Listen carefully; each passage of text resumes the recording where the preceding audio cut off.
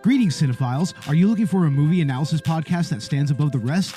Then look no further than Collateral Cinema, the only movie podcast that matters. We analyze good movies, we analyze bad movies, and yes, we also analyze the in-betweens of the world of cinema. So if you like what you hear, find us on Facebook, Instagram, and Twitter.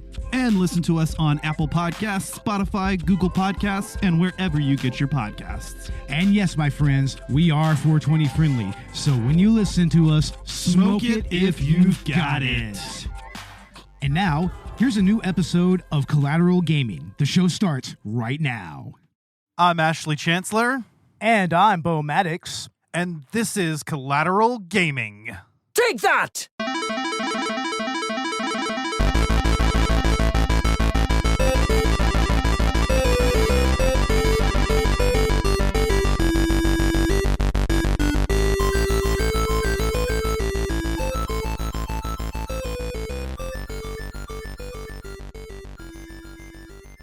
Welcome back to Collateral Gaming, the only video game podcast that matters, where we focus on good games, bad games, and everything else in between in the world of gaming. We are podcasting straight from somewhere in Texas, and yes, my friends, we are a 420 friendly podcast, so whatever you have, be it bongs, blunts, or joints, smoke it if you've got it. Indeed. And welcome to part 2 of Collateral Gaming's Logic and Reasoning Spectacular on the mystery of the Great Ace Attorney Chronicles. If you haven't listened to part 1, I recommend you go check that out first. And this episode especially, I think that applies, as today we are going to be talking about the Great Ace Attorney 2 Resolve. So in part 1, we covered the first of the duology, the Great Ace Attorney Adventures. Now we're talking about the Great Ace Attorney 2. And Beau, I've been super excited to talk about this with you, to cap up our thoughts on this duology. Oh man, I've been playing through this game like crazy lately, and I'm so taken by this whole world in these games, and the little family that Runo and Susie kind of make with Iris and Hurley. It's great to see, but I mean, especially when some of the more shocking events start to come up, it really kind of puts everything that you know about the previous game to the test a little bit, if you get what I'm saying, you know? Yeah, definitely. So this game in particular is very much a continuation of the previous story. I think we probably mentioned that in the previous episode, that the Great Ace Attorney games, unlike most other Ace Attorney games, don't operate as standalone stories. They're very much two parts of the same adventure. And so a lot of the mysteries that don't get resolved by the end of Great Ace Attorney 1 are expected to be resolved by the end of Great Ace Attorney 2. And I'm just going to go ahead and say that I think that everything gets wrapped up with a nice little bow here. I mean, I don't even really see much future in Ryunosuke and Susato's stories here. I feel like everything really kind of has a nice conclusion.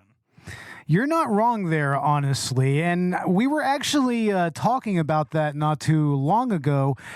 As a matter of fact, I think we were talking about it last night, as to how they could possibly, continue in the Great Ace Attorney universe. And it's like we were thinking the only real way to go about it would be to do an investigation style spinoff, with mainly featuring Hurley, Iris, and maybe Eugene Mikotoba.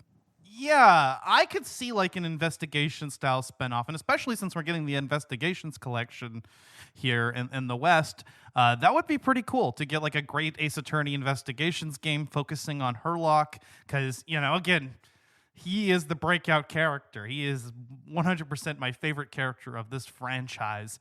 And we get to explore him in even greater depth in this game. This is where we really get to see how Herlock's mind ticks, the intricacies of his great partnership. Yeah. And I really like the subtlety that we're given in his character, especially when we start to realize that, oh shit, he hasn't been as haphazard in his deductions and reasoning as we were led to believe. He was actually doing that for Ryunosuke and for Susato more than anything, Yeah, we talked about that. Go ahead. Yeah, he was basically kind of instructing them in his methods, more or less. That's how I see it, and we talked about that a little bit in the last episode, I remember. But I think that Great Ace Attorney 2 really kind of points to that more so than anything. Like any suspicions you might have had of the first game, I think are pretty much resolved here, especially once you get to that final dance of deduction with Eugene Mikotoba, who is the actual John Watson of this universe. The person we thought was John Watson or named in this universe as John Wilson was a red herring. Yeah, that was actually a really interesting narrative choice right there, and actually really threw me for a loop there. And even throwing in that implication of him possibly being Iris's daddy, yeah. It's like, I mean, it's a really interesting way to kind of take the what we know about Holmes and Watson and kind of turning it upside its head a little bit. Even having him being a former Japanese student that studied in Great Britain and everything. So I mean, yeah, it's a very interesting take on these really, really memorable characters. Yeah, it really is. And I think I mentioned it before that this might well be my favorite adaptation of the Holmes character. Like, I just feel like he's got that right level of accuracy while being just a little bit more zany, fitting into the Ace Attorney universe. And that's perfect. And we actually even get to kind of explore that a little bit further here. There's a question that's raised early on as to whether Kazuma might really be alive before it's revealed that he actually is. And, Ryunosuke and Susato have to ask Holmes, or Sholmes, well, why did you lie about that? And they don't answer that until the very end of the game. So... Yeah. I mean, well, in his words, great detectives are wont to lie. So, I mean, it's just part of his methods up to that point. But, I mean, yeah, it does get explained later on in the game. Yeah. And of course, we get my favorite dance of deduction section in this entire duology. And that's the gravity bomb one. Yeah, in Enoch Drebber's engineering lab. It's like, no, that was fantastic because... it's just so incredibly improbable and actually impossible that he straight up admits it at first. It's like, look, we're going to do this logic and deduction, but, keep in mind, this is not technically possible. Yeah. So he posits it as a theory, goes into it. We get through the entire dance of deduction, and at the very end of it, I think it's Susato who asks, well, Mr. Sholmes, is such a device actually possible? He's like, no, as a matter of fact, it is impossible. Such a device cannot exist at this time. But you know that he wants it to be true. He's really trying to will that into existence. And even just what happens while he's going through his deductions and, the gravity effect that comes into play. I mean, that was actually really well done. And I will also say that going back to his dance of deduction with Mikotoba, I love Mikotoba's dancing in that. His little tap dance that he does before he does a deduction. We see that what it's was like really funny. With the proper partner, right? Somebody who's already Exactly. well acquainted with Sholmes' methods, can think almost as quickly as he can, a little bit further along than Ryunosuke was. And that really makes the world of difference. That and Sholmes admits, I think, right before the deduction. And this is the nail in the coffin that suggests that up to this point, Sholmes has just been messing around, because he specifically says something to the effect of, there's no time to play games here. We have to be serious. So Yeah. Yeah, and the way that deduction actually plays out, it's without a lot of the supposed hand holding that Runo and Susie give you in between deductions and observations and everything, and you're pretty much left to you have to actually really observe and actually come up with the right answer right off the bat and everything. So yeah, it's more of a baton pass, and of course Sholmes has still already figured it out, and Mikotoba's kind of picking up on the end of it. But you get the impression that, in universe, it's just like that. It's like a baton pass, and Mikotoba picks up, and he knows what Sholmes is driving at, and they complete the conclusion together. And it's really quite amazing. And they play just one of the most phenomenal tracks in this game while they're doing it. Oh, I love that final deduction music, man. That was really fucking cool. Yeah, it's so good with the tap dancing and everything, and it's fucking awesome. And also we get another stroganoff as well. We get chicken stroganoff. Duh. It's like we get another stroganoff. It's like, what of world famous traveler chicken stroganoff? It's fantastic. I love it. I love it. Yeah. So one of the notable things about this game is that actually it had less of a budget than the first game did. That's why they dropped the anime cutscenes in favor of just straight up 3D animated cutscenes.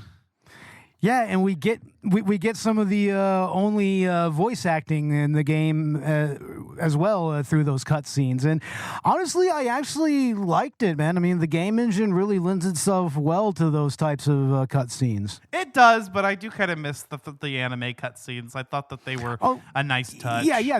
The anime was a good touch in the first game. That was really cool. But it works. Especially when we first get introduced to Sholmes and everything in the second case. Right. And like the first game, this one also has a little bit of a strange pacing. It doesn't actually pick up again until the third case, right? That was kind of the case with the first game as well. Yeah. The second case in this game is actually a flashback to another case involving Soseki Natsume. It's like poor Soseki, damn it! It's like he cannot get a break in Great Britain. It's so sad. There's a reason. Just like damn it. I know, poor Soseki. There's a reason for that actually, though. So apparently, the case that ends up being the what do they? I think they call it the Memoirs of the Clouded Kokoro in this game. Yeah, Memoirs of the Clouded Kokoro. Yeah, was originally the second half of the Adventure of the Clouded Kokoro in the first game. Okay. And so those two characters that show up, Mr. Meterman and Mr. Shamspear, who show up for a single scene in the first game and then are never mentioned or referenced again, that was like a build-up to their full appearance. And so there was going to be a second crime that took place immediately within the same case or chapter episode. I can see why they kicked that down, why they kicked that can down the road a little bit, because honestly, I cannot fucking stand Shamspear at all. Oh my god, that look, dude, that look on his face when he's in court, that look on his face, I was like, ooh. That made me so mad. Oh, I know. He's a fucking bastard and a half. We'll get into the individual cases here in a minute, but.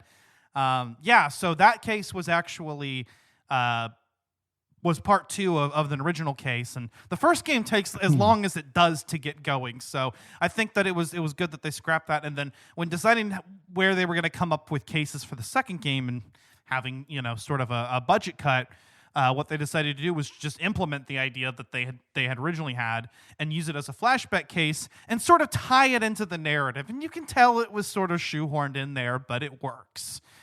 A little bit. The pacing of this is also kind of odd, which is similar to the first game in that, like, the first case takes place once again in Japan. It's a tutorial case. You're actually playing as Susato. And then the second case is this flashback case. And then you finally jump to the present, to the events after case 5 of the Great Ace Attorney. And then those last 3 cases are all pretty much one story. Again, Yeah, like the first yeah. game, after you get to that third case, everything else kind of blends together. But especially so here, the final two cases actually concern the same crime, but there are more far-reaching consequences as a result of what's been uncovered. Going back to the mystery of the Reaper of the Bailey and the Professor killings. So, and we'll talk about that here in a second. Actually, I guess this is as good a time as any to kind of start digging into each case, right? Yeah. Let's do that. Let's do that. I mean, because, man, I really do like the way that these cases were kind of structured and how it plays out with the narrative. I mean, it actually really interacts with the cases in the previous game very well. I really like that. So yeah, let's do this. So we actually pick up from Susato's point of view, having reached home at the end of the last game. So her father is apparently ill, and she's come home to see what's going on about that. And it turns out he's not actually ill, and there's a whole reason that he called her back. But the first case of the game is very much like the first case of the last game. It's a tutorial case set in Japan, the only case of the game set in Japan. But you actually play as Susato disguised as Ryunosuke's cousin Ryutaro Naruhodo. I really love that choice, honestly, because it's actually kind of showing how Takumi and the rest of the writers of this game, they took a couple of risks with how they let things play out here, and that first risk was actually finding a way to get Susato into Japanese court as a lawyer, and I mean. That's something that is an interesting way that they approached this game overall. They took risks, and I like that. Yeah, I think it was actually really nice because Susato, let's be real, through some of those early cases, I mean, she sort of carried things for us. Oh, absolutely. I sometimes wondered if she shouldn't have been the judicial assistant, but the actual lawyer. But then Ryunosuke comes into his own, and we'll get to that here in a minute. But we show that Susato is just as capable. I mean, she has those jitters, which is what they use to kind of explain the introductory nature of the case. But she quickly finds her groove. And there's this really interesting dynamic because, in the courts of Japan, women aren't allowed in the courtroom. So, she has to disguise herself. And it's once again against Auchi. He's the prosecutor for this case. And the victim of the case, oddly enough, is the culprit of the first case from Great Ace Attorney Adventures. Jezzael Brett. Jezzael Brett. Oh, that bitch. Asa Shin, the assassin. Oh, never change, Ace Attorney. Never change. It's almost as subtle as Dade Man. Almost. Or peace, love, and understanding. and the defendant in this case is Rei Mimbami.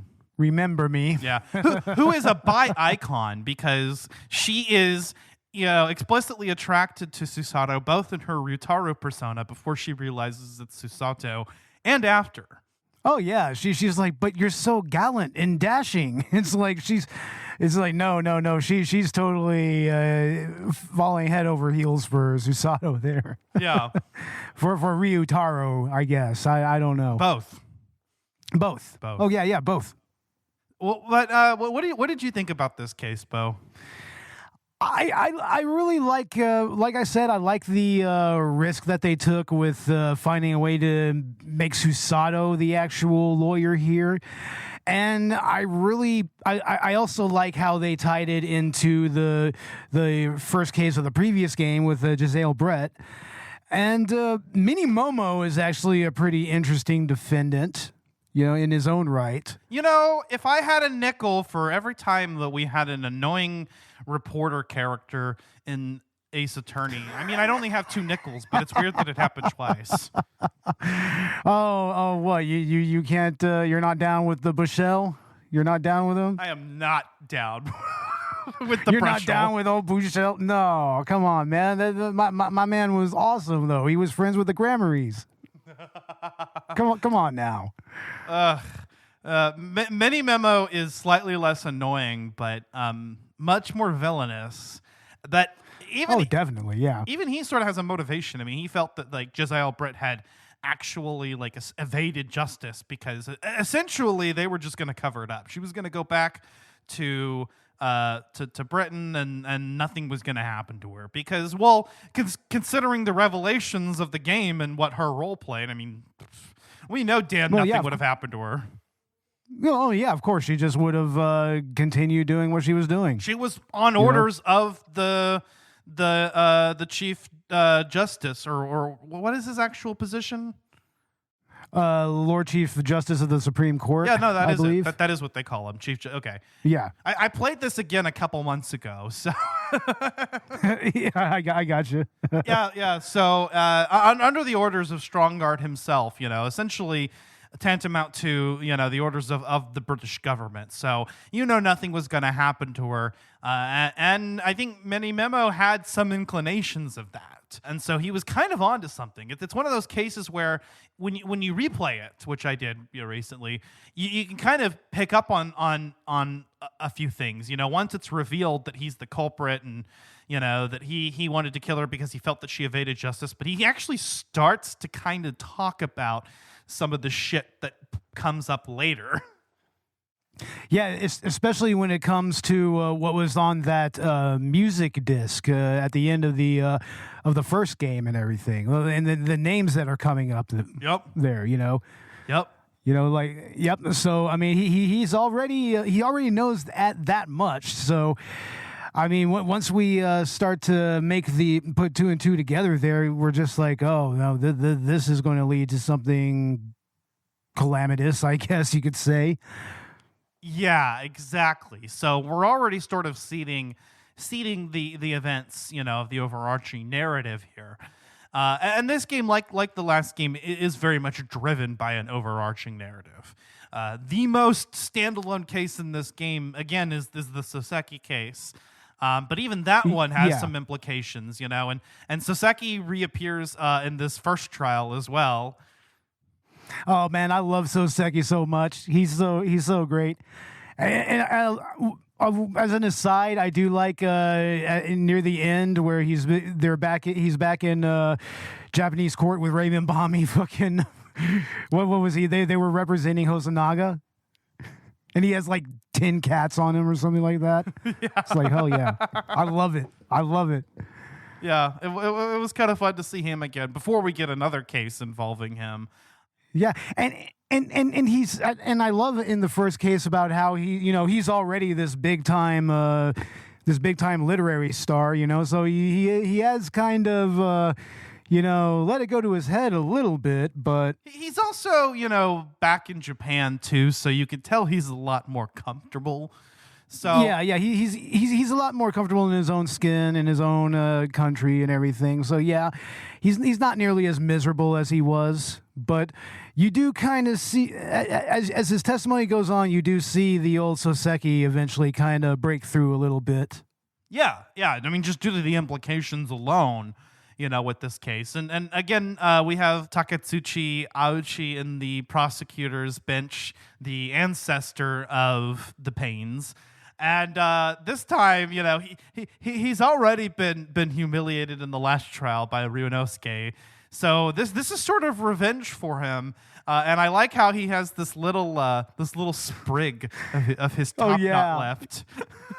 Yeah, he has a little bit of a sprig of hair, which is the hope of the Auchi clan, just kind of springing up on the top of his head. I think that's how he put it anyway. Yes. I also like how his hair is actually similar to his character or Winston Payne's character design in Apollo Justice Ace Attorney. Yeah, you're right. It is. Yeah, that's cool. Yeah, I thought that was interesting. And then at the very end, that scene where he pulls out a blade and you think he's gonna commit seppuku or something, and he just cuts off the little sprig of hair on his head, and they all pray. Yeah, right. It's all just they pray for his honor and whatnot. It's like, yeah, that's fucking great. I was That's hilarious, dying, dude. That was like the music stops. All the characters just like look a little solemn for a second. Yeah, they give him due respect. It's hilarious. This was his second humiliation at the hands of a Naruhodo, and this one a country bumpkin, no less, as he eloquently puts. Country bumpkins. Yeah. But as a tutorial case, I think it works well enough.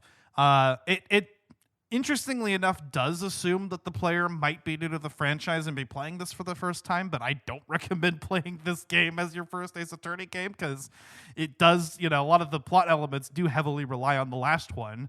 So yeah, definitely. But I mean, hey, if it's been a while since you've played Ace Attorney, there's a short little tutorial. It's a little bit more challenging than the last one, I would say. But you really think so? I didn't find it all that challenging. Not challenging, but a little bit more, maybe.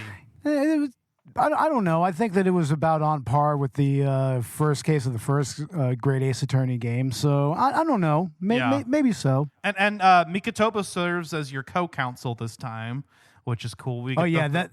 That was cool. Yeah, we get the father-daughter pairing, and then at the end we get a Ryutaro takedown with Ryutaro and Ray literally throwing many memo across the courtroom. Just yeeting him across the courtroom, like right into the back of the crowd and everything. It's amazing.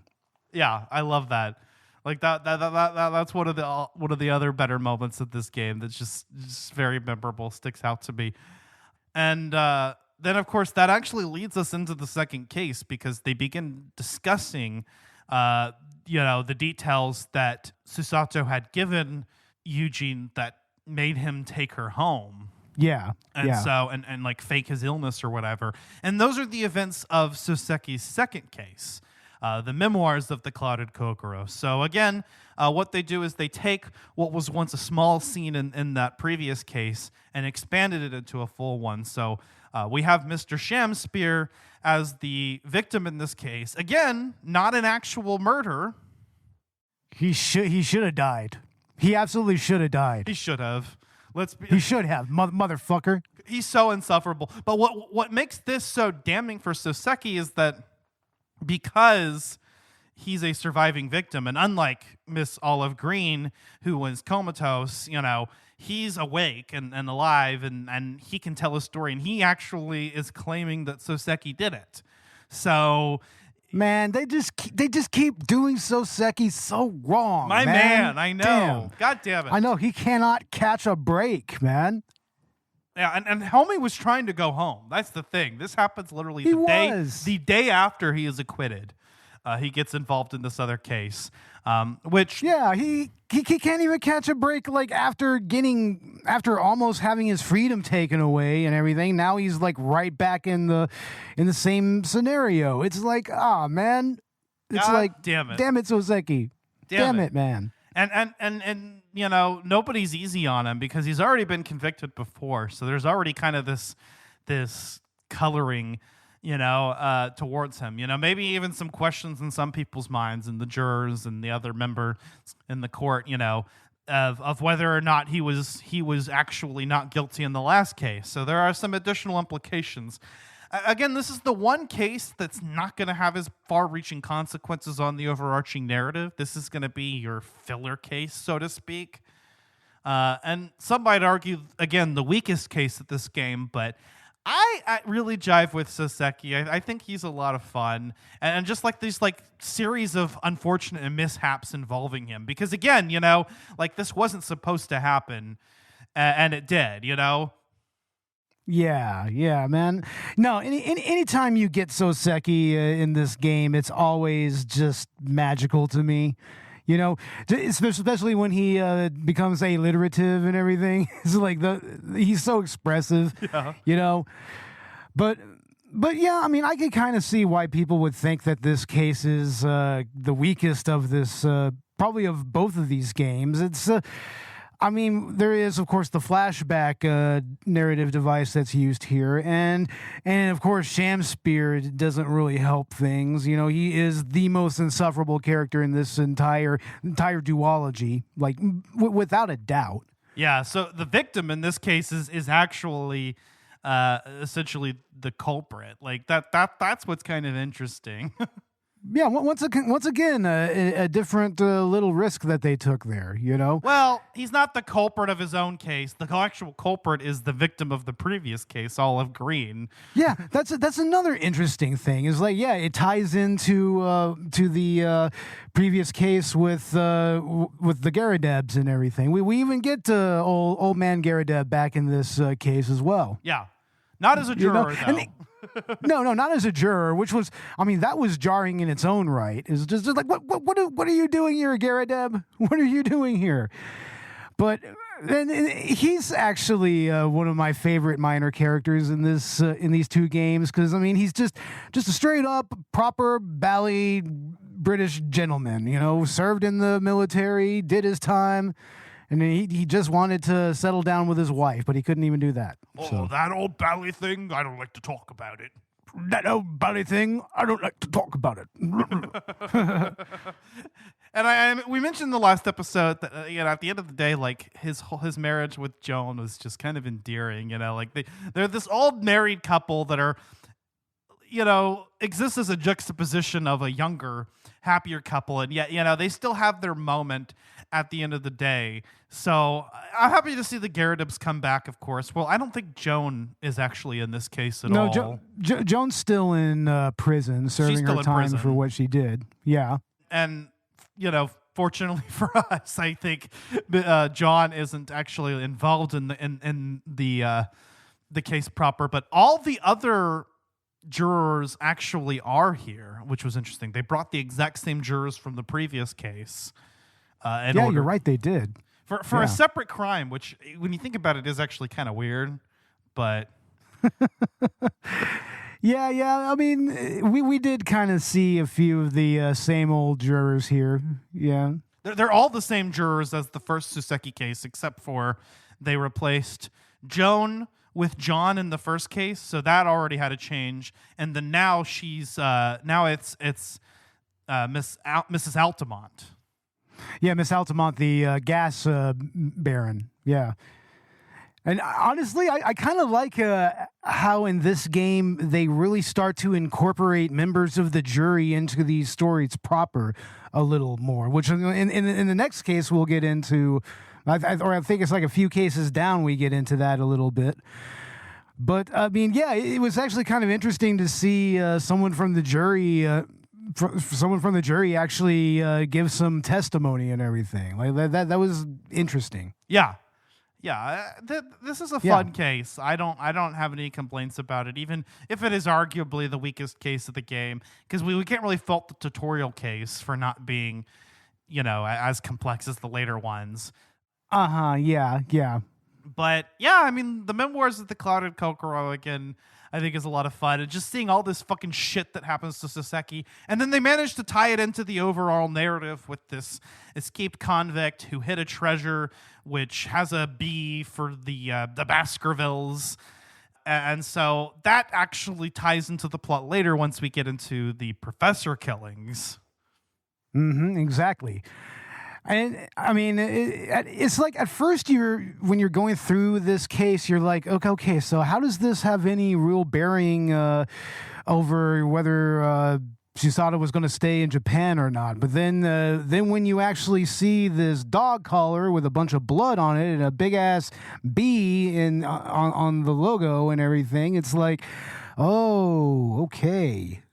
Now we're starting to kind of get somewhere with that. Yeah, and getting into the plot of the as yet unpublished Hound of the Baskervilles story, and we actually finally get some resolution on that. The whole deal with that was that Susato glanced at the story in her father's study, and that's how she knows about it. But what's interesting is that's that first little clue that Mikotoba might actually be connected to Herlock Sholmes. Yes. Like early on. So, I mean, I'm going to tell you the truth. I didn't really catch that right away. No, yeah, it's not obvious, but it's one of those things that you look back on like a replay and you're like, oh, okay, I see how this all connects. This is pretty cool. But moving on to the third case, this is the Adventure of the Great Departure. This one is really interesting. One thing I noticed right off the bat, in Ryunosuke's first case, the case with Soseki, he's a lot more competent than he was. Even in the case, the trial that ended on the previous day, I've already noticing that there aren't as many like flaws in his arguments. He's able to present himself well, but once you get into the Adventure of the Great Departure, there's a point early on in the trial where Van Zieks is at a loss for a rebuttal. Ryunosuke has almost conclusively proven his client's innocence. And you know who it is that throws a monkey wrench into the thing, into the case? It fucking Hairbrain himself. Fucking Hairbrain himself. It's like, there were moments where I'm just like, dude, shut the fuck up. I'm trying to fucking save your life. But I'm like, dude, come on. One thing I noticed, especially on replay, is that Ryunosuke has completely come into his element here. He makes a flawless argument. I mean, he is just perfect. He doesn't have a single issue with the argument that he's presenting. I feel like Ryunosuke in this game reaches heights, reaches a level of competence higher than arguably we see Phoenix himself do. Oh, beyond a shadow of a doubt, I mean, it's because it really shows his natural talent for the law and everything, I mean, yeah, you're right. I mean, his argument and the way that you actually coax that argument into being something that's actually accepted and actually almost gets Hairbrain a not guilty verdict. I mean, yeah, no, that was actually really, really interesting, and it was really interesting to play through it as well. Yeah, 100%. So what's also really cool about this case is that we have Hairbrain, who is sometimes at odds with his own innocence, because what Hairbrain wants more than anything, at least at the beginning of this case, is to prove his thesis right. We're actually starting off with the mystery of a body that has supposedly teleported, something that should be impossible, actually even in modern times, so especially so in Victorian London. And that's the premise that the case is built upon, is that this experiment went awry, where a body actually successfully teleported, apparently. The prosecution actually pursues that. Yeah, that's what I was going to say. Yeah, Van Zieks is like, look, the premise of our case is that this actually happened. Asman was actually teleported. He was just teleported higher than his target, and that's what led to his death. Yes. Yeah, it's actually a pretty interesting case just from the outset, because we've got it's kind of similar to another case, Turnabout Time Traveler, which was the DLC case of Spirit of Justice, where we're presented with this premise that, supposedly time travel actually occurred. But, we realize as players, even Ace Attorney, even in the Ace Attorney universe, that's a little wacky. And we feel the same way about teleportation in this case. Like, So we could talk to spirits in the Ace Attorney verse, but we can't time travel? We can't time travel, and we can't teleport. That is outside of the realm of possibility. But spirit channeling, yeah, totally real thing. But I can kind of see where they're going with that.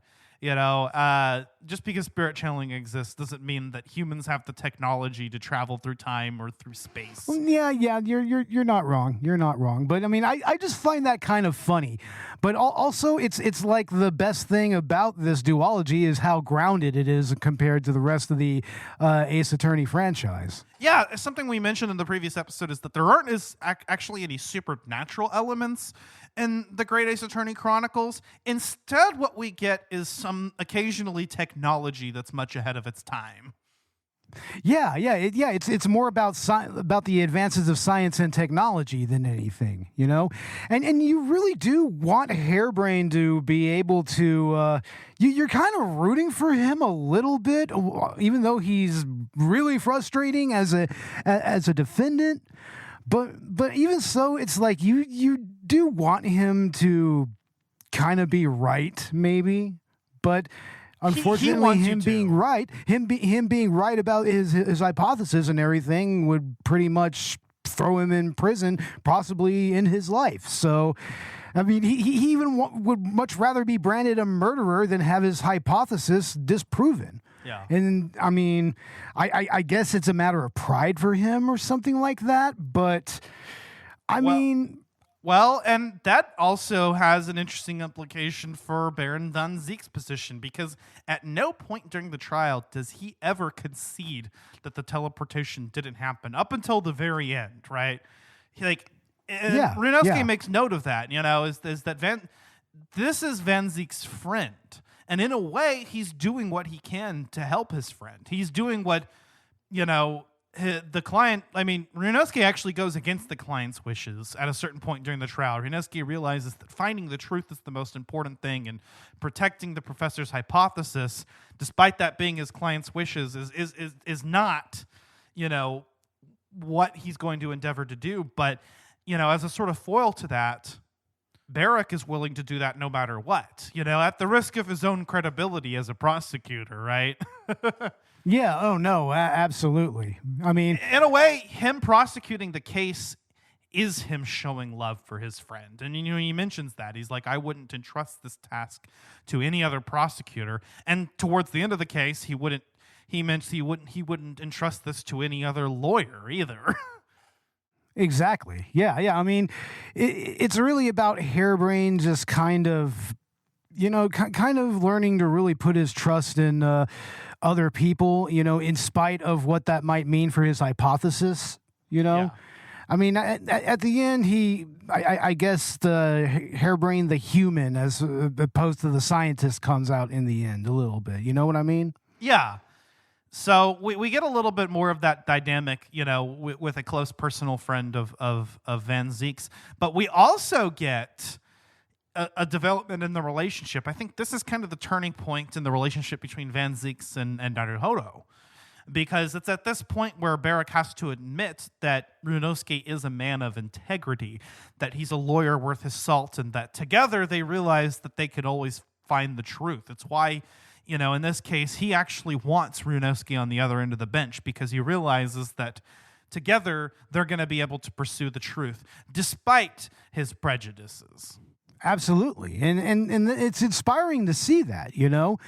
I mean, it shows that even in spite of his prejudices and everything, I mean, Von Zeeks is still a man of honor and integrity, and he's still going to, and if he sees that in someone else, he's going to concede that. Yeah. You know? And ironically enough, there's something almost a little bit more respectable in the way that Van Zeeks attacks Naruhodo than other prosecutors. Other prosecutors are sometimes quick to make an attack on character, but other than his blatant racism, Van Zeeks does appear to mostly attack the credibility of Ryunosuke's argument.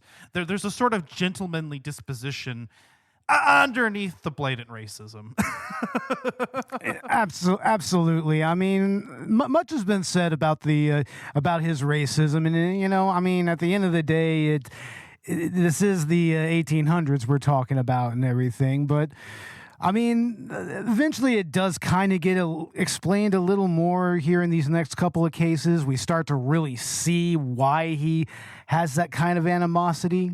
Yeah, a little bit. We'll get into that, because I there's a big talking point I want to make about that. But what I thought was interesting about the dynamic between these two, again, is that Ryunosuke has actually demonstrated his competence as a lawyer and his integrity of character to Van Zeeks at this point. And so they really play off each other best here. I mean, this is the final case that they take on opposite ends of the courtroom, right? It is. Yeah, you're right. Yeah, the next couple of cases, Naruhodo is actually representing Van Zeeks. Yeah. But this case is actually one of the better in the game, if not the best case of the game. I mean, I also kind of have a soft spot for the final case, despite what some might consider issues. But for a lot of people, this is the strongest case, and it's definitely a contender for me.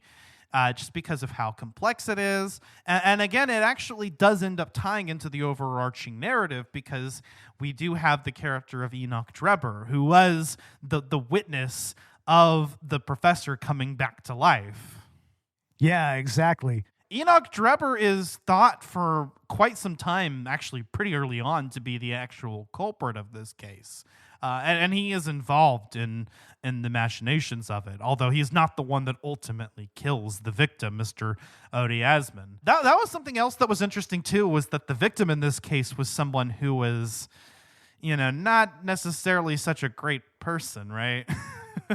Well, I mean, we've already represented somebody like that in Magnus McGilded, to be fair, but this time it's the victim. I mean, yeah, but this time, he's the victim, and I mean, and he kind of gets what he deserves, I think. Because in the end, I mean, he gets he's ultimately killed by Scythe, Dr. Scythe, who is herself a very compelling character.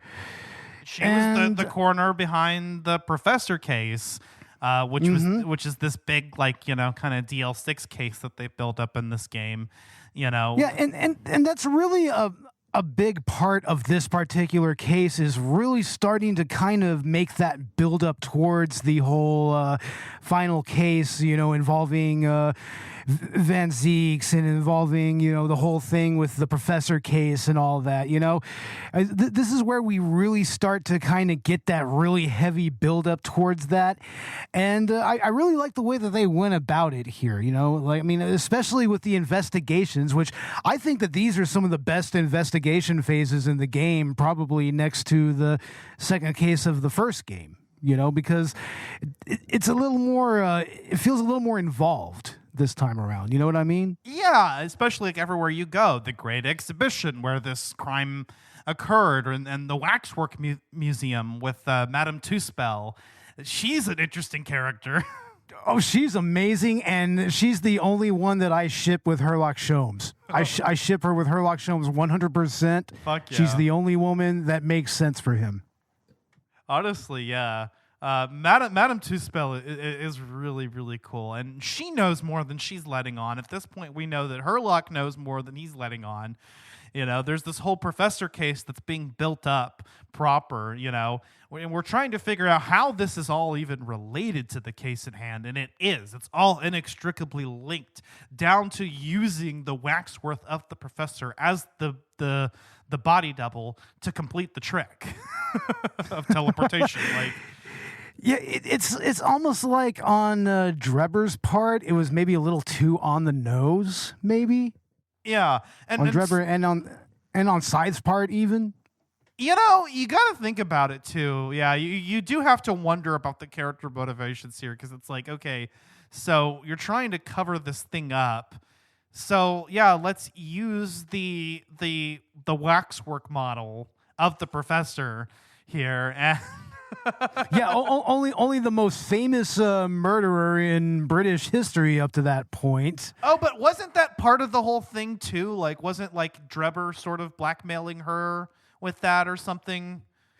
Yeah, Drebber was. I think Drebber was blackmailing her, and she was also being blackmailed by Asmund as well. Yeah, she was kind of getting fucked over twice that way. It is such a complex case. It really is. Hell, at one point, there's another bomb that goes off and destroys the fucking contraption that's at the center of all of this. It's there's twists and turns everywhere in this case. Yeah, I mean, even at the point where you think that you've found the culprit, Drebber, and you're ready to kind of leave it at that. But no, there's more. There's something still tugging here in that Ace Attorney fashion, even though everything worked out about the case seems to have been resolved. There's just something nagging left behind. And, and we get one of those really cool pursuit moments with Courtney Scythe, I actually have it saved on my Switch because I feel like it was one of the better uses of the pursuit theme and everything. Like, and this game actually adds a prelude to pursuit theme. So every case kind of has this sort of like build up to the pursuit moment that works with the music, and then you'll like deliver that one piece of evidence, and then it just goes full on, you know.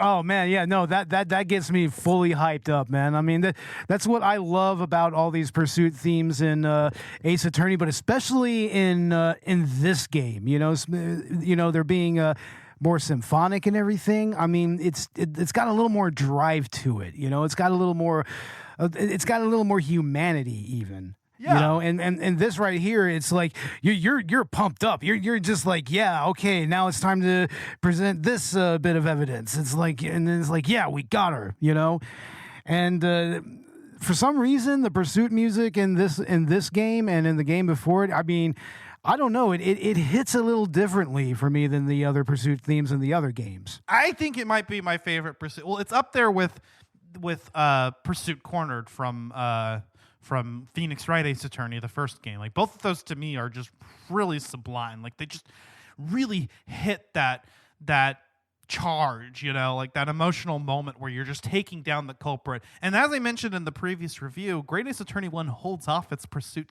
theme for the final case. But we actually open up here, and what they've done is also introduce a prelude to pursuit theme that really works, and actually building that up. I mean, it's actually kind of remarkable how much of a difference that makes, just making a little change like that. Hell, I mean, even Susato gets her own prelude and full-on pursuit themes in the first case. Well, she gets her own objection theme. Yeah. Yeah, she gets her own objection theme and everything. So, I mean, yeah, it's really cool how they really utilized music in this series to, you know, really like undercut the narrative tone of the game overall. Yeah. That was one thing that they introduced in the last game too, was a prelude to objection theme, and so they give Susato her own objection and prelude to objection theme as well, and I think that's a change that should roll forward into Ace Attorney 7 or the next Ace Attorney release. Like, absolutely, yeah. Along with some of the other technical improvements, as previously mentioned, like, you know, just having multiple characters in a scene to be able to click on and talk to.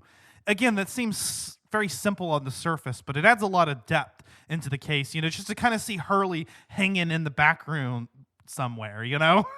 Yeah, I know, right? There's Hurley just inexplicably just kind of standing still and everything. You're just like, Hurley, what are you doing? And then he's just like, oh, hello, fellows. It's like, I happen to be a model in this wax museum. It's like, yeah, that's cool.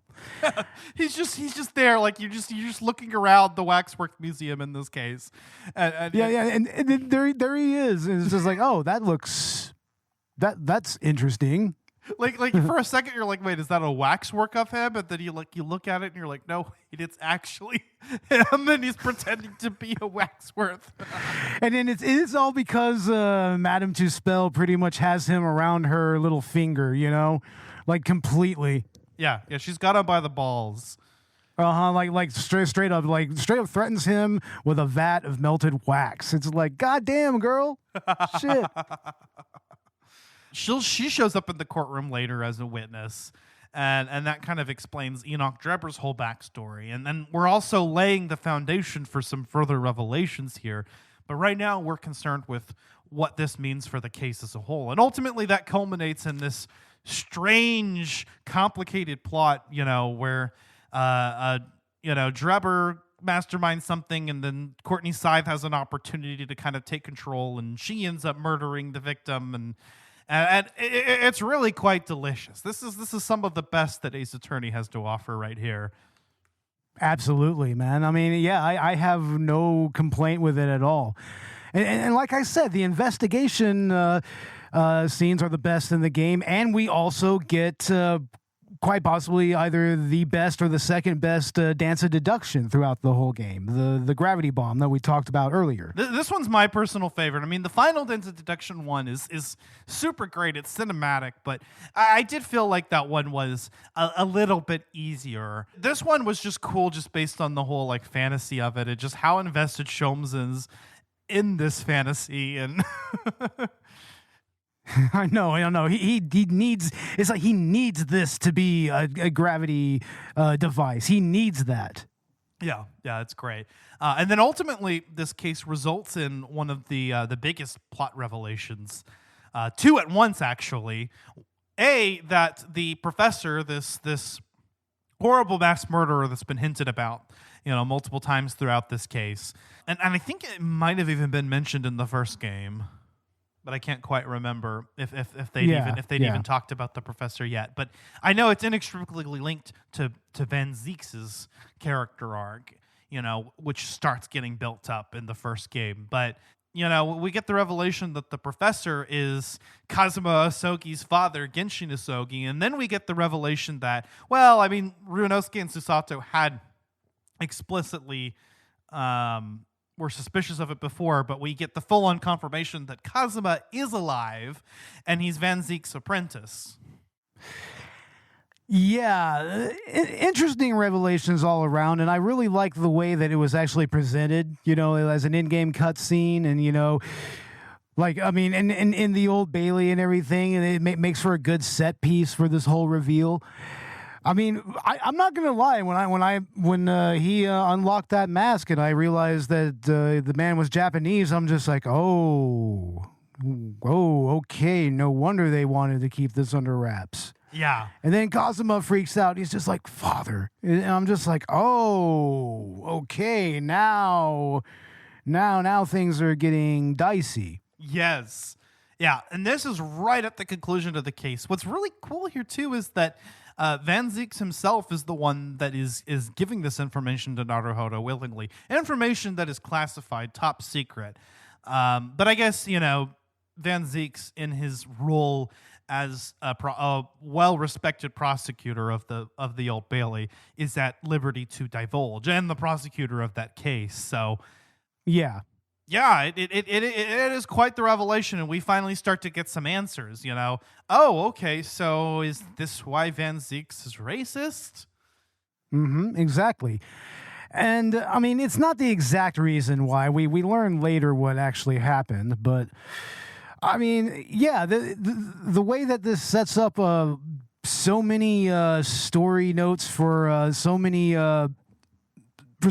character arcs here, for Migatoba's character arc, for Van Zieks' character arc, for Naruhodo and Kazuma's arc as friends and everything.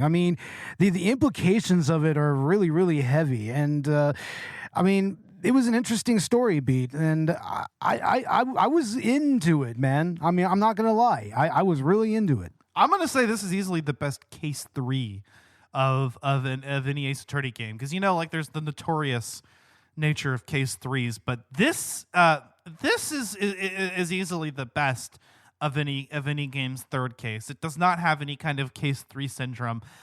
Several things happen plot wise in this story. It's the return to the present. We get to see Naruhodo retake up his position as defense attorney 6 months after his suspension as a result of the events of the conclusion of the last game. We get the return of Susato from Japan right when we need her the most. We get, the plot revelations revolving the professor, that Kazuma's alive. Beric Van Zieks is actually beginning to show some sort of respect for Naruhodo and take him seriously. We start getting, we get introduced properly to the professor case. We get more information about the circumstances surrounding the Reaper of the Bailey. So many things happen here, and it's all done well. This case manages to juggle all of those things. It's a heavy case to get into. It's almost. It's almost like the DLC case from the first game and everything. It's kind of complex in that way. Yeah. When the trial reached its conclusion earlier, I thought to myself, yes, it's time. Time for you to come face to face with this hideous...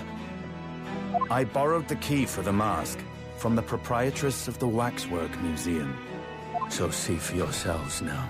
Confirm it with your own eyes. The truth that's been hidden this past decade.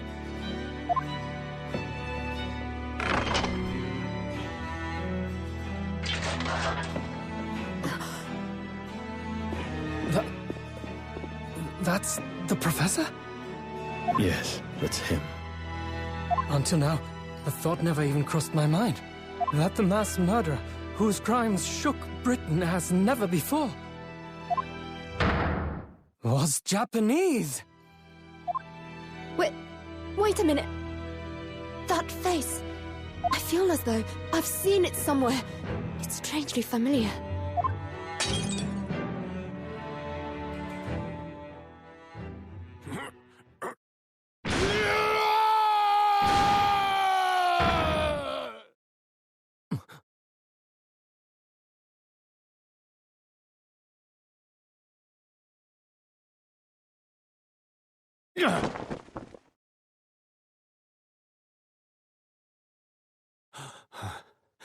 Father.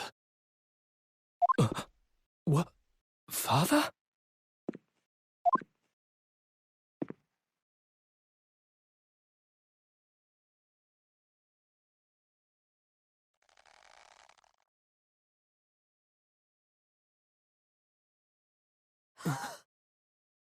Kazuma!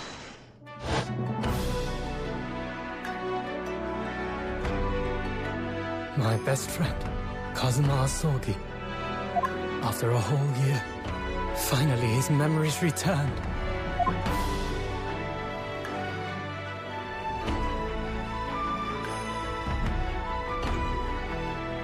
As he stood there before me,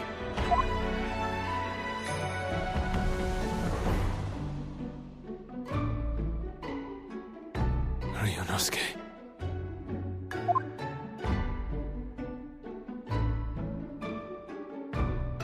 Hello again. My friend. Kazuma-sama! Judicial Assistant Mikotoba.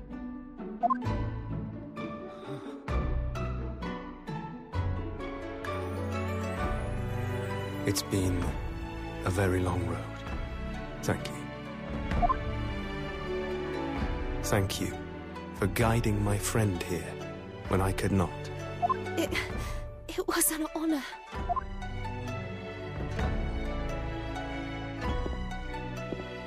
I knew you wouldn't die that easily, Kazuma.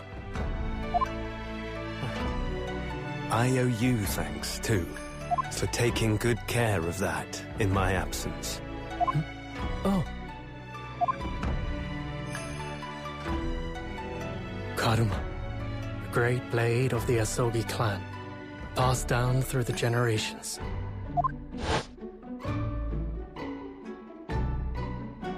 When we left Japan, this sword was at my friend's side. A Japanese man's katana is his soul, and he couldn't be parted from it. But then, when the incident happened, it was Susato-san's wish that I inherit the sword, and I've kept it with me ever since, along with my memories of the friendship we shared.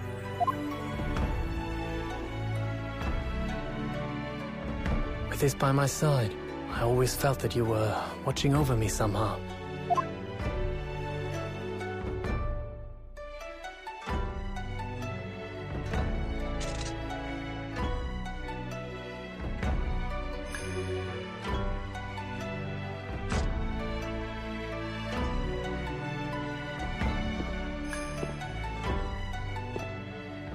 I've made it. At last. Father. Are you saying... Surely not. You mean, you knew all this time? I'm looking at it. But... I still can't believe it. This mass murderer is Kazuma's father.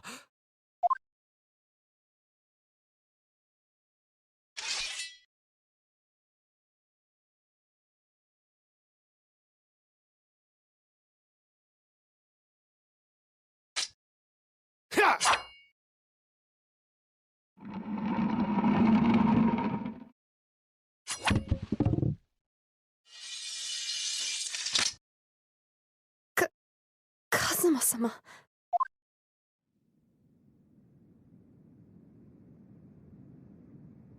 Ryunosuke, we have much to talk about, but now is not the time.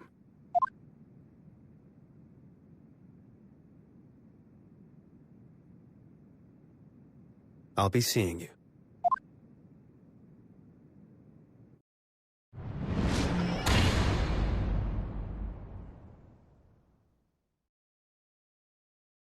That's all Kazuma said. Before he turned and left us there, in the courtroom.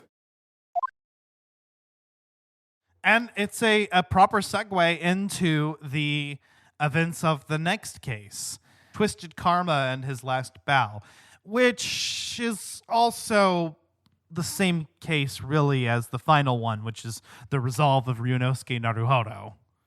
Yeah, I mean, we may as well just treat these two cases as just one large overarching case, honestly. I mean, it's the only way to really tackle it, I think. Yeah, I think really the only separation here is that the prior case is more concerned with the murder of Tobias Gregson, whereas the latter case is more concerned with the identity of the Reaper of the Bailey and the truth of the professor killings. Yeah, first off, Gregson, we hardly knew ye, man. I know. And then we get some unfortunate, man. Character implications because we find out that he was sort of the head of the Reaper. So we mourn his loss right away because, we'd kind of grown to love Gregsy. And then we find out that, actually he was involved in some shit. Yeah, he was. And I mean, once again, this is another one of those risks that they took with the writing of this game. Was that like actually killing off a much beloved character? Honestly, I mean, I find Gregson to be the most relatable, mainly because he's the closest in age to me. I mean, I'm 42. He was 45 in this game, so it's like that kind of cuts deep a little bit for me. It's like, I mean. It's like, no, Gregsy, why? Yeah. And at the end of the day, I still love him. I still think he was a good man. No, he was. No. I'm not going to sit here and act like Gregson was actually malicious. And it's very well, near the end of these cases, I think it's pretty well established that most everybody involved was coerced. Into it, So, I mean, no, I'm not going to sit here and act like Gregson was a piece of shit for this or anything. I mean, Jenny Lestrade was right to be upset about how they were talking about him, really. I mean, I'm on her side. That's one thing we didn't talk about in the last case is we get reintroduced to Jenny Lestrade, who is in a proper role as the Detective Inspector Lestrade. Well, she calls herself that. She's more of like a rookie in training apprentice. Yeah. But Gregson takes her under his wing, and so she actually starts to fulfill the role. So if anybody was curious about why Lestrade wasn't a detective in the last game, this sort of answers that. So here we get this this relationship between her and Gregson that's really endearing. Yeah, I wish we had actually got to see more of it. Yeah, man, he kind of saves her ass a little bit, I mean, she didn't really have a whole lot of a path forward for her life, and Gregson gave her that. And she really shows an aptitude for police work as well. So, I mean, we start to get the first little foundation of a decent Inspector Lestrade here. So yeah, and it's also a convincing way in how she actually becomes a police inspector as well. That's what, Mr. Naruhodo? Exactly. Mr. Naruhodo. Mr. Naruhodo, with her clear Cockney accent. Oh, no, she's total Cockney. I like how... Oh, I'm a Cockney. We mentioned this, I think, in the previous review, but I like how well the localized text conveys accents.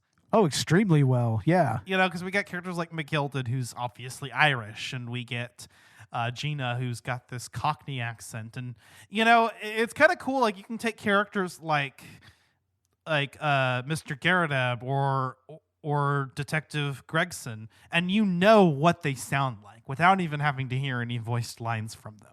You know exactly what they sound like. Or even De Rossi and De Rosso. It's like, I mean... Capo.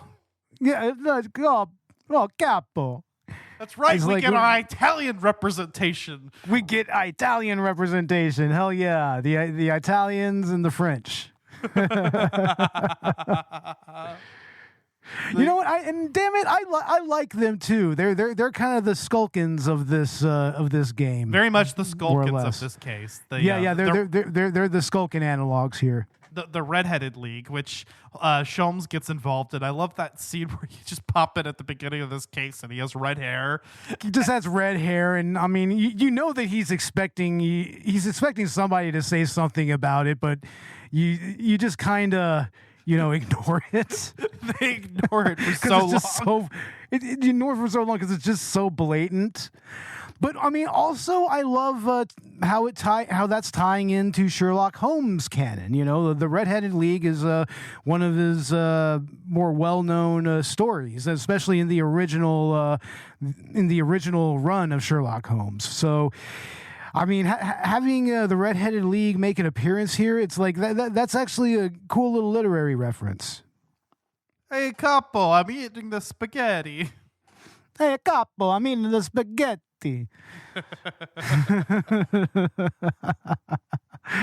No. my man De Rossi. Do not call me that. I do not wish to be called the capo. I do not wish to be called the capo. And I love that their last names, of course, are Italian and French for red as well. Yeah. That's also great. Ace Attorney is never very subtle, but no, not at all. That's what we love about it. Well, of course, man. I mean, hell, we also get the character like Seishiro Jikoku, and if I remember correctly, Jikoku is Japanese for hell, right? Yeah, that means hell. There's an interesting revelation with him in these pair of cases because he comes off, especially when we see him at the beginning of Twisted Karma and his last battle, as this very jovial figure. I mean, we saw him in the courtroom before. We get a little hint of his personality in The Adventure of the Blossoming Attorney, and then here, you honestly kind of like him at first. No, he's incredibly likable, and also I love once again another risk that they took with the narrative here, taking the judge from the first cases of these two games and making him not only a central character of this case, but also the actual culprit behind Gregson's murder. Yeah. I thought that was really cool. I mean, even just kind of bumping into him in the preliminary stages of the case, and then finding him later, on board the steamship, and then, kind of tearing him down, wondering if, how involved he is in the murder of things. And then we find out he is the actual culprit in the initial case. Yep. And of course, his involvement is what kind of, it's what kind of brings upon strong hearts, fall a little bit. Yep. But what was interesting about Twisted Karma and his last bow for me is that it does something similar to the previous case, The Adventure of the Great Departure, where it starts with a seemingly unrelated case, and then when you least expect it, weaves it into the plot of the existing case, while we're getting in this instance greater revelations about earlier things, about the professor killings and whatnot. So there's just a lot going on here. But what was really cool is that you start out with this, disappearance of Daily Vigil. You get to a point in the case where you almost kind of forget about that plot, even though that's where you started. And then it all sort of comes to a head and comes together. And that's what's really brilliant. I do like with the Vigils how Evie Vigil, she's a previous juror herself, and she actually gets a little bit of a character here. Yeah, They bring back a lot of characters like that. I thought that was cool. Even one of the jurors from one of the earlier cases shows up, I think, in the Waxwork Museum or something. Like, and he was just like, no, yeah, you're right. The old cop, yeah. Well, there's the old cop who shows up as a juror later, and then there's also the banker, I think, in the very first case. That's right. That banker character. Who's just inexplicably in the Waxwork Museum. Like, okay. It's like, all right then. Yeah. I thought that was cool. We get the return of Beppo, too. Oh, good old Beppo. That man. Poor Beppo. Oh, man. It's like yeah, now he's just a beggar just out on Fresno Street. Just if Soseki can't catch a break, then Beppo has never caught a break in his whole life. No, not once, man. Poor guy, dude. I mean, he was getting completely jacked over by the goddamn Coachman's Guild. I mean, with his fees and everything, and now he's just out on the street. It's like, man. So somebody help Beppo out. Yeah, but we get the disappearance of Daily Vigil, which becomes inextricably linked with the case at hand, the murder of Tobias Gregson, and then Mr. Vigil has an inextricable connection to the Professor case. And so, yeah, all this stuff is happening, and honestly, like, the way that it unfolds is just brilliant. Yeah. Like, I like, and then we get introduced to the warden too while this is happening, Mr. Caden. Another accent that she just immediately pick up on, right? Oh man, no, I already was Scottish accent. You know, like, I mean, it was pretty hardcore, man. I like it. I cannot tell you that. I cannot tell you that. I don't know. My Scottish accent kind of sucks right now, but I mean, yeah, no, he's an interesting. He has an interesting accent. Yeah. Again, another character who obviously knows more than he's letting on. I like how way more. Yeah. Homeboy conveniently has the will of Genshin Asogi, you know, and never brought it up before that point. It's like, this motherfucker, you know, it just goes to show you how, you know, corruption floats to the top, right? I mean, he was the one that actually precipitated the jailbreak, right? Right. So there's this jailbreak, a cover-up, a man who, Genshin Asogi, the crime was pinned on in a closed court of the professor, because even the higher echelons of the judicial system, you know, needed to be in the dark about this. They pin the blame on him, but they're going to give him his freedom and let him return home to his son. And even that gets fucked up, because I think it's Jigoku who shoots him, right? Yeah, no, yeah, it's Jigoku that shoots him. So yeah, Jigoku has already killed one man, and now he's killed another. It's like he's bloodthirsty. Yep. And Ace Attorney throws those curveballs at us. Okay, so the professor is Kazuma's father. Oh, wait, it's actually not. It's Beric Van Zeek's brother. Oh, man, that was a hell of a revelation. And I do like the way that you actually come to that conclusion. Like, mainly just the subtle thing with the red ink versus the blue ink. And then you think, oh, wait a second. What does Clint's autopsy say? Something about scarlet ink on his fingers? You know? It's the truth that nobody's able to come to except Ryunosuke. Even Kazuma, who is become a completely different character in this case, hadn't realized. I mean, he's driven. He's completely driven. He wants blood for what happened to his dad, and rightfully so. His dad got screwed over big time. Well, what's cool about Kazuma is we get this sort of like twisted, dark version of his theme from the first game, which was filled with hope. You know, he was this idyllic character who died too young and never got to realize his dream. And then we realized that there was this sort of darkness underneath. You know, there was an underlying motivation, which I think he was willing to tell Ryunosuke up before he died, but just never got a chance to. And then we just see him driven to the edge of madness.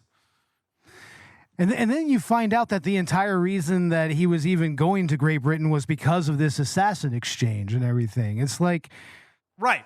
It really makes you question what you actually saw in that first case in the first game. You know, I mean, he's very. I mean, he's definitely a better lawyer than you at that point, but I mean, you really get the idea that, you know, he has this unwavering sense of justice and loyalty to his friends, but here he's really consumed by what's happened with his dad and everything, to a point where, I mean, he just doesn't see the forest for the trees, like, especially when the actual truth of what happened here is starting to stare him right in the fucking face, you know? Yeah. But, I mean, he's just so set on getting one over on the Reaper of the Bailey that, I mean, he doesn't want the truth. He just wants revenge, you know? And that's the point here. It's... You know, he's not going to get what he wants using the tactics that he's using. Yeah. Ultimately.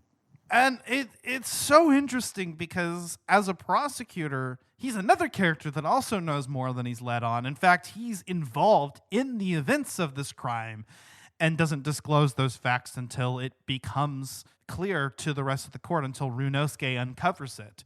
And even then, he can't see the full truth because he's consumed by vengeance. And Ryunosuke has to sort of pull him out of that and uncover the truth himself, that the actual professor, the serial killer of the aristocrats, none other than Clint Van Zieks himself, but he's not even the mastermind. No, the identity of the Reaper of the Bailey and the professor killings is none other than Lord Mel Strongheart himself. And I'm sure a lot of people could have seen that coming, but the revelation of it is still no less awesome. Oh, man, I have to say that there's nothing more epic than seeing Strongheart up there in the Bailey as the judge, and, you know, he's using his cane as the gavel and everything, and it's just like, no, that's epic. And when you have that final takedown and you see the scales of justice finally tipped to the side of innocence, and then it comes down and it just pours out flames all over the Bailey. It's fucking intense, man. It's one of the most intense fucking final boss takedowns in this entire series, and one of the best breakdowns as well. Yes, it really is. And I like how it starts as an homage to Damon Gant's breakdown with the clapping. Did you pick up on that? Yeah, I saw that. It starts, you know, ha ha ha ha ha ha, and then he starts clapping harder and laughing harder. It's like, yeah, no, it had that nice little that nice little parallel. Yeah, and again, you know, he's the head of the legal force, and he's at the top of it all, and you've got to take him down. And so, you know, like, I wasn't joking when I told you that Ryunosuke, in the course of these events, ends up dismantling the entire British judicial system. You weren't wrong. No, it's like Male Strongheart is pretty much the entire judicial system. He's the head of the judiciary, second only to the Attorney General for the Queen herself. He is the Senate. You know, he is the Senate, pretty much. You know, he is the law. It gets to a point where even uncovering the truth isn't enough. And that's why I'm kind of okay with this Deus Ex Machina, because Ryunosuke does everything that's within his power to do. He does all the legwork himself. It just comes down to the fact that there's no way to fucking pin this on him. There's no, like, everybody knows, but the judiciary, which is a closed court to begin with, is not willing to incriminate Lord Strongheart. And so that's where Sholmes comes in. That's where Hurley comes in, and I love the way that they use him as kind of he's kind of a Deus Ex Machina in his own right, you know, and he just so happens to be good enough in with the Queen to well maybe more or less Iris to take audience with the Queen and get Strongheart struck down as the Lord Chief Justice, you know. And of course you realize why Iris is able to do that, because it turns out she is of aristocratic blood, right? Right. So it does sort of make sense, but this is where a lot of Ace Attorney fans were a little bit stretched on their suspension of disbelief on the level of technology. But again, consider this the analog to the mainline series supernatural elements. Okay, so yeah. I mean, if we can have goddamn Dahlia fucking inhabiting Maya for an entire case, we can have this happen. We can have a holographic projection well ahead of its time. Yes, we can have something like this happen. It's like, come on, people. And video conferencing. Yeah, right. That's exactly what it is, essentially. Yeah, but I actually, again, I think it's a forgivable use of Deus Ex Machina because, I mean, again, you've done all the work yourself. You've uncovered the truth. It's just, Herlock is the one that comes in at the end and makes sure that this court gets its proper audience. That's what he does. Ryunosuke still uncovered the truth himself, and I feel like that's what matters. This is still I think this final case is sometimes criticized for the fact that Ryunosuke isn't the one that actually puts the final nail in the coffin. But I feel like if you feel that way, you're kind of looking at it wrong. Yeah. No, I get what you're saying. It is Ryunosuke's talent and his drive to uncover the truth that brings these events to light. It's just making sure that there's the proper audience for that trial. Yeah, and ultimately he did everything within his power to bring that truth to light. It's just at some point, it's like you start to kind of hit the ceiling when it comes to the law there. And of course, Lord Male Strongheart, he's the fucking law there. So, it's like there's only so much that he could do that, I mean, the only way it could have ended was with Hurley intervening the way that he did. Yeah, I feel the same way, and I love it. I think it's brilliant. It's a fitting conclusion to everything that has been built up over this duology, and I just that moment where Ryunosuke has uncovered the identity again of both the Reaper and the Professor. And has really revolutionized the British judiciary system. It's no surprise then that his journey here in Britain is over and he's ready to go back to Japan and change the system there like Kazuma once intended. He's taking on Kazuma's dream. Yeah, exactly. And of course, Kazuma, since initially he was going to Britain, of course it was under the guise of... there was an assassin's exchange going on, but I mean, he was still ostensibly going there to study the law and everything. So, I mean, he ends up staying as a prosecutor there, and that's pretty much the path that he takes as a lawyer. So, I mean, it just kind of goes to show you how, sometimes things kind of diverge in life, Yeah, but there's one other thing I wanted to talk about with these pair of cases in particular, and what I think is the heart of these is Van Zieks himself. In a parallel of Turnabout Goodbyes, we have the rival prosecutor as the defendant in this case. And we also finally get an explanation for his racism. Exactly. Yeah. I mean, it turns out that not only was Genshin Isogi kind of a friend of his, he saved his life once even. Yeah. So... I have seen a criticism of the depiction of racism in The Great Ace Attorney. And, of course, you and I think, can already agree off the bat that the depiction of racism is not racist. In fact, this was written by Japanese people, and it's mostly anti-Japanese discrimination. Yeah, definitely. No, we're in agreement there. But, there is some criticism lobbied specifically at Van Zieks, and that the handling of racism in this case was, in that case in particular, maybe might not have been handled as well as it could, by making the source of his racism ultimately sympathetic. How do you feel about that? I mean, it's a trope that's really kind of come up in this type of media before when it comes to, the sympathetic racist. Like a good example of that was that movie that came out in the mid 2010s. It was called Three Billboards Outside of Ebbings, Missouri, I believe it was. And that kind of had similar complaints because that it has a extremely racist cop who through more sympathetic means turns out to be not racist. And it's I mean, I can understand how that trope can elicit some eye rolls, you know, because I mean, I get how, you know, that's not a real representation of how racism works in the real world, obviously, you know, especially with it being more like a systemic type of thing. And honestly, I mean, when it comes to the individual, it's like, I mean, yeah, that plays into your core beliefs and how you, and your core prejudices and everything. But I mean, I can see how people can have issues with that. Now, that said, is that something that we could really level criticism on Van Zieks for?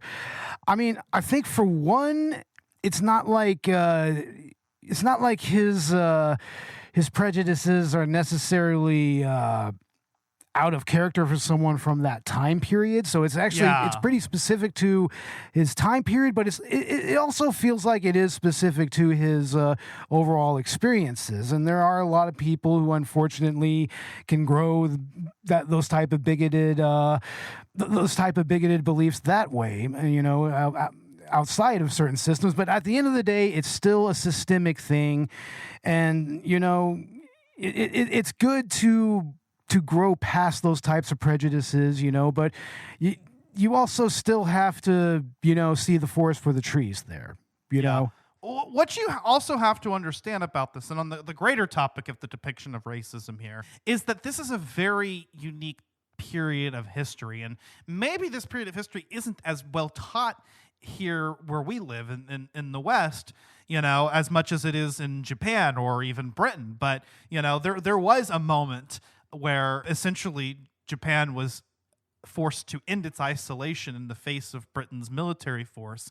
But at the same time, they were sort of awestruck by the modernization and wanted to adopt that. And so, you know, when you see some characters react, like Ryunosuke and Susato, in a passive way, you have to kind of understand the historical context behind that. And again, this is anti-Japanese discrimination written by Japanese people. And I think it's important to the context of the story. And then there's an argument somewhere where, you know, you might think, well, if you're trying to tell a period story and make it realistic, you know, do you really need to? Because, you know, there's so many other things about this game that are unrealistic. And I feel like you're missing the mark when you make that sort of argument, because realism is a scale. And I watched a video that kind of talked about this in particular that was really good. And I wish I could. It was Ratatosker, did a video on the depiction of racism in Ace Attorney. That's really good. You should go check that out. You know, essentially, it's like how much can the depiction of realism help the story? And here, I think it works. And so, with Van Zieks in particular, here's how I choose to read it. You know, this is everything considered. Maybe there are some things that might have, you know, with a bigger budget or more time, might have had more time to get into. But I feel like with Van Zieks, his racism is both a product of his personal encounter and the bias, you know, at the time, the systemic prejudice, as you mentioned, Beau. You know, I think Van Zieks, before he met Genshin Asogi, was the sort of person who was raised in prejudice, and you know, that sort of was instilled to him, especially a member of the aristocracy. But as he and his brother met people that they regarded well, you know, that were foreigners, they would come to maybe reflect that, you know, some of these inner biases that they have are not fair, and that they should be doing more to fight against, you know, like that knee-jerk reaction that they have, to rise above it. But then something terrible happens. Yeah. And now Van Zieks no longer really feels that motivation to reflect on his internal prejudices and say, no, I shouldn't think that way. And he does touch on it. He does say that he didn't think that it was logical to think that way, but he couldn't think otherwise. And it's like, well, I mean, when the only Japanese person that you knew, or one of the only Japanese people that you knew, did this to you, on the surface, it does seem kind of underwhelming, because you're like, how could someone as smart as Van Zieks just despise an entire race because of one person that they met? But when you consider, you know, that this is a systemic prejudice, this is something that was instilled in them at a young age, something that they had to struggle to sort of rise against. And now, you know, you're kind of removing a lot of their motivation to do so. And again, Van Zieks realizes the irrationality of his thought process. And we can argue back and forth about whether we think he's punished well enough for what he did. You know, if I recall correctly, he does legitimately apologize to Ryunosuke for the way that he treats him. He tells him he's sorry, not only for personal attacks, but, you know, for the actual racism. And so, and I mean, dude did end up having to face some pretty difficult shit. So it's like, man, it's been through the ringer. Like, I feel like he understands the folly of his view of thinking and does turn around on it. And so I think the depiction of Van Zieks' racism is actually handled incredibly well. And you also have to kind of remember that at this particular period of history, I mean, Great Britain was still very much a colonial empire. They were still colonial. They were still colonially occupying like India. They were still occupying most of Africa. I mean, and I mean, thankfully, Japan was never really touched by that. By said colonialism, because of their overall isolationism and everything. But so in a way, that is kind of you know, isolationist Japan just kind of finally reckoning with the colonial structure of the British Empire there. Yeah.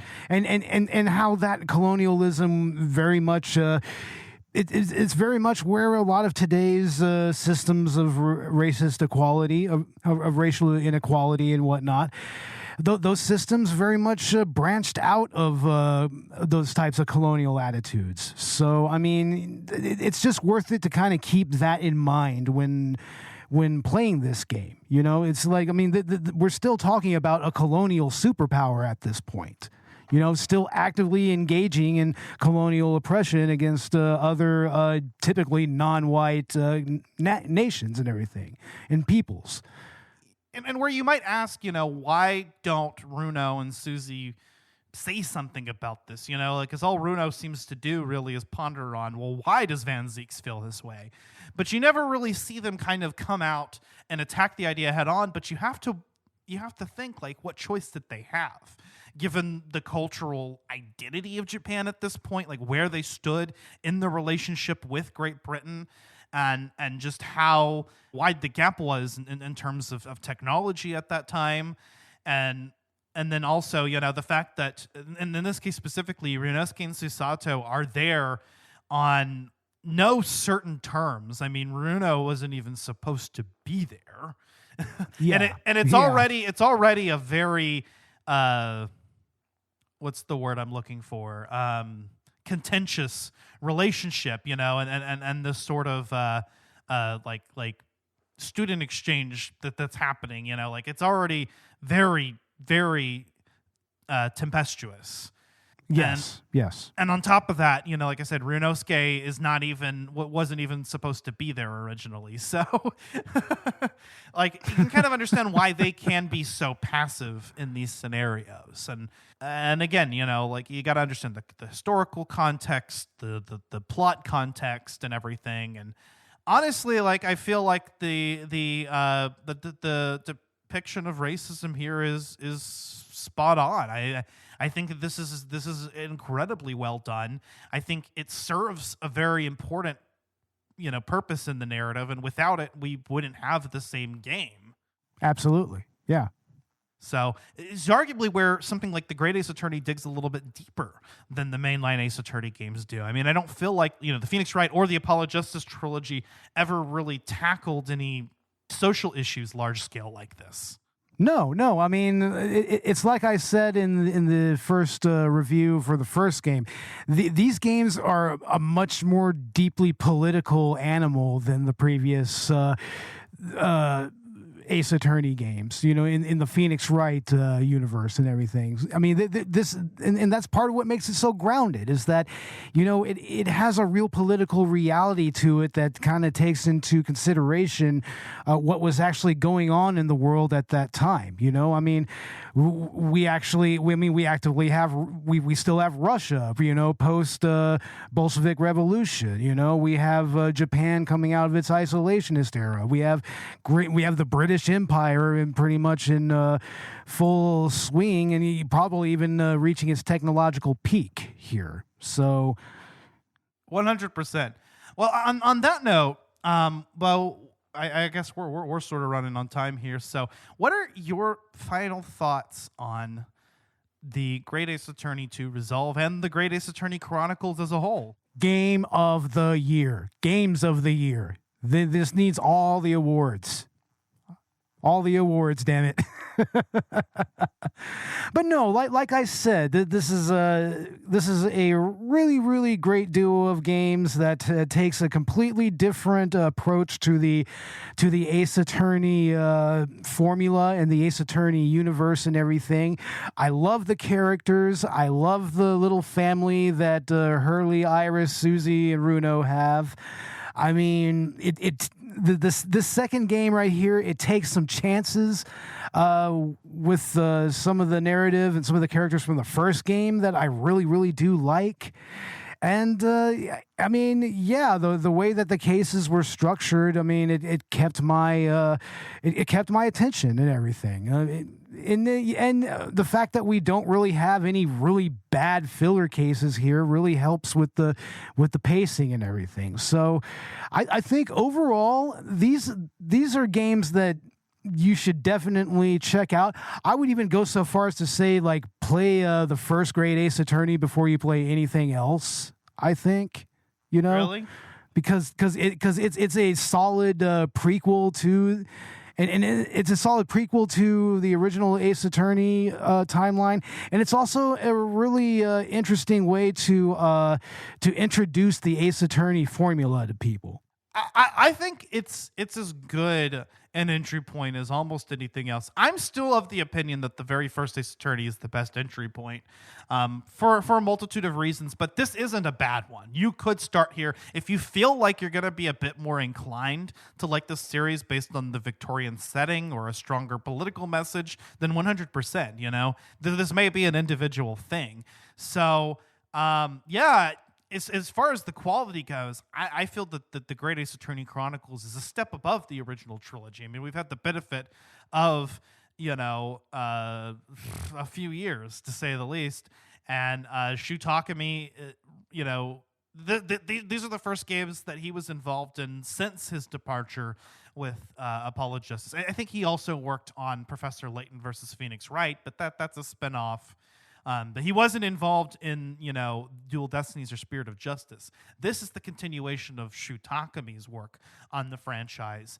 And so I feel like, the benefit of time and ratings, and just knowing what works, has allowed him to make, from an objective standpoint, a better product. Now, for me, the original Ace Attorney trilogy just has this charm that really sets it apart, and it was how I was introduced to the franchise, so it always hold a special place in my heart that I'm not sure, in any installment may have the capacity to override. We'll see, but the Great Ace Attorney Chronicles come damn close. I mean, it is just neck and neck. This is as close to the quality of the original trilogy as it gets from a certain perspective, again, actually a step above. But in terms of like how I personally favor these, they're damn fucking close. The Great Ace Attorney 2 is a fantastic resolution to the events that were raised in the first game. I can see where things might have been a little bit rushed and where they were met with budget constraints, because apparently these games didn't do all that well in Japan. But It's very, very minor. I mean, I have maybe only the most minor of nitpicks about how the way, how the story beats were handled, if any. And, I feel like, again, these are two parts of one story, and they're done incredibly well. I feel like there are moments where this duology digs a little bit deeper. Again, in terms of political, or in terms of socio-political issues, and even just character development. Like, we really get a lot of excellent character development, and I'm so thankful for that. I'm so thankful to be able to experience these. That they both of these games were eventually released internationally, and that you can play them on modern platforms. So yeah, 100%. If you think that you're going to be, based on the way that we've been talking about these games, I know we spoiled the hell out of them. So if you haven't played these games and you're wondering, but like you think, hey, I feel like the Great Ace Attorney might be more my vibe than the Ace Attorney trilogy, I still recommend you go and witness, these things firsthand. Because it honestly is very, very excellent. This is just top tier right here. I sometimes wonder, if Takumi or the development team at Capcom is even capable of surpassing this. Ace Attorney 7, I'm not sure, what is down the line for that, whether Takumi wants to be involved, or if, this was kind of his send-off. I wouldn't blame him if he wanted to put a bow in his career with this franchise. Yeah. With these two games, honestly, because, again, I felt like this is a perfect conclusion to Ryunosuke's story. I don't feel like there's any more stories to tell with him here, but I would like to explore the setting more. That's why the idea that I think we both independently came to, of an investigation style spinoff starring Herlock Sholmes would be fantastic, because again, Herlock is just, he is my very favorite character in this franchise. He is, and just there's so many ways that they could take his character and utilize it within the framework of the investigations games, and especially translating like the dance of deduction and everything into that, and maybe adding some other little kind of detection elements to it that could make it a little bit of fun, Yeah, exactly. I would love to see it. I have any excuse to jump back into the setting and at least get to see these characters again. Because, I mean, I feel like you could do an investigation-style game and have, like, maybe one case be set during that time that he mentions he's going to visit Japan and see, and have, like, Ryunosuke and Susato, like, kind of be involved in that case. I feel like that would be cool. I want to see Hurley in Japan so badly. Oh my god, that would be so hilarious. And get a nice partner moment with Mikotoba, like maybe build it up and like kind of wait until like the fourth or fifth case to do it, and then like bring Hurley to Japan finally. Like maybe you can have it to where like he's already making the plans for Japan, but he keeps getting like delayed, and he keeps getting embroiled in these mysteries along the way, and then finally he makes it to Japan, and we get that build up, and we get a nice partner moment between the famous Sholmes and Wilson duo. Hell yeah, man! Hell yeah. But yeah, I mean, Great Ace Attorney Chronicles. What else can I say? If I were to rate this, I would easily give it a perfect score. Yeah, game of the year, man. Game of the fucking year. 5 out of 5, 10 out of 10. Probably up there in like my top 5. The Ace Attorney franchise as a whole is up there in like my top 5 video games of all time, and like this is right near the top. I mean, this is just like, yeah. It's amazing, man. It really is. If you were asking me my personal rankings, Trials and Tribulations, I think, is still my very favorite game, followed by the original Ace Attorney, followed by Great Ace Attorney 1 and 2. And hell yeah. I would rank them higher than Justice for All even. Damn, really? Yeah. Wow. So there you go. That's personally where they stand. And again, they're two parts of one story. So it's kind of hard for me to rank one over the other, because I mean, I feel like one had the benefit of a bigger budget and more time to develop its ideas, that maybe the writing is a little better, but it's an incomplete story, and it's not, it's not a full product without its conclusion. And so, exactly. Yeah. And also just where the story goes and like the heights of it. Because, I mean, these final cases are just among the top of my case rankings as well. Absolutely, man. Absolutely. But yeah, I mean, we'll be covering the Ace Attorney franchise again very soon here with the Ace Attorney Investigations Collection coming out just next month. So we'll have covered everything that Ace Attorney has to offer in one way or the other on this podcast. Of course, that doesn't preclude the possibility of Let's Plays, or I'd love to do maybe like a bonus round focused on Ace Attorney at some point where maybe we could do like a top 5 list or... Yeah, that sounds like something we could do. And definitely the opportunity to revisit some of the entries of this franchise that we didn't get a chance to talk about, with full spoilers or whatnot, or possibly a redux at some point. Because, I mean, you and I both just like fell in love with this franchise. Absolutely, man. I mean, this pretty much saved gaming for me, I mean, it pretty much brought me back into the modern world of video games. So, yeah, I mean, definitely, I love this series. Hell yeah, man. And again, these two games represent some of the very best of it. That's something that we've got in store for Collateral Gaming in the future. And we'll talk a little bit more about what's in the immediate future. But before we do that, Beau, what's going on with Collateral Cinema? Well, by this point, we should have released our Mike-versary episode featuring Happiness of the Katakuris. That's our 7th or 8th anniversary, I believe. So check that out. And we're also going to have our season 2 review of home movies coming out with a little help from Robbie from Conversations with Robbie. So yeah, definitely check that out. And season 8 of Collateral Cinema starts in October, and I can at least confirm that the season premiere will be the first 2 Terrifier movies. So, I mean, we're just going to go ahead, watch those 2 movies, and just talk about Art the Clown for a little while. Fuck yeah, man. I'm excited. As for Collateral Gaming, our season finale is going to be 007 Nightfire. So previously, Doom was going to be the season finale. We're moving that to the season premiere in September, as long as everything goes to plan. So very soon here, we'll have out parts 1 and 2 of Nightfire, and then we may also have more in the way of post-season content if we have any time here this month, as far as I know. I definitely have an idea or two for Game Lunch review, and it would be nice to get a bonus round in there somewhere.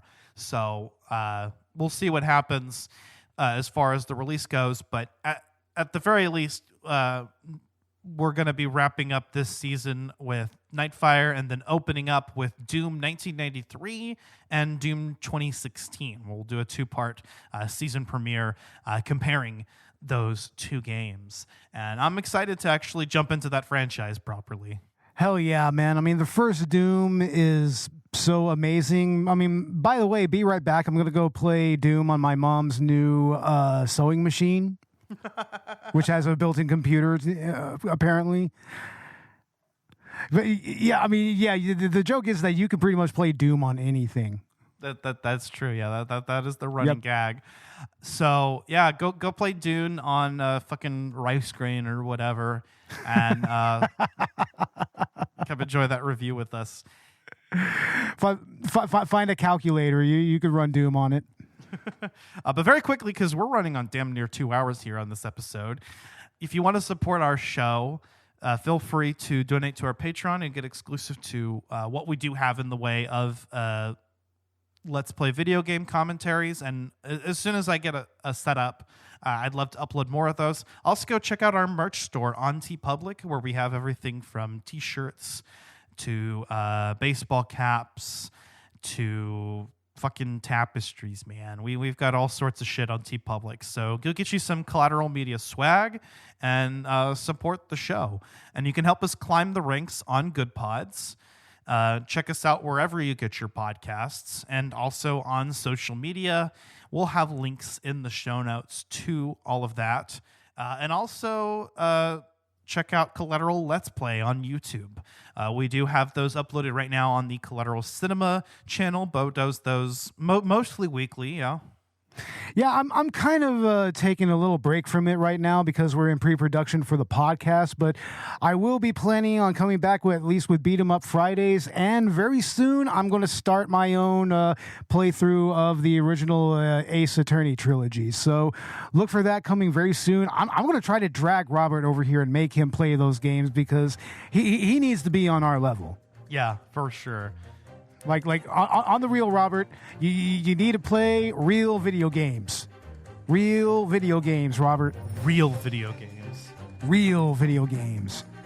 We're not gonna fucking do Le Mans on Gran Turismo 7 for 30 years. Robert.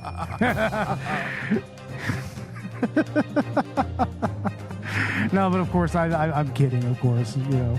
Well, thus concludes Collateral Gaming's Logic and Reasoning Spectacular on the mystery of the Great Ace Attorney Chronicles. Although I don't know, Beau, maybe we should just go on for another hour, make it 3 hours. What do you have to say about that? Oh, I think I'm going to say objection.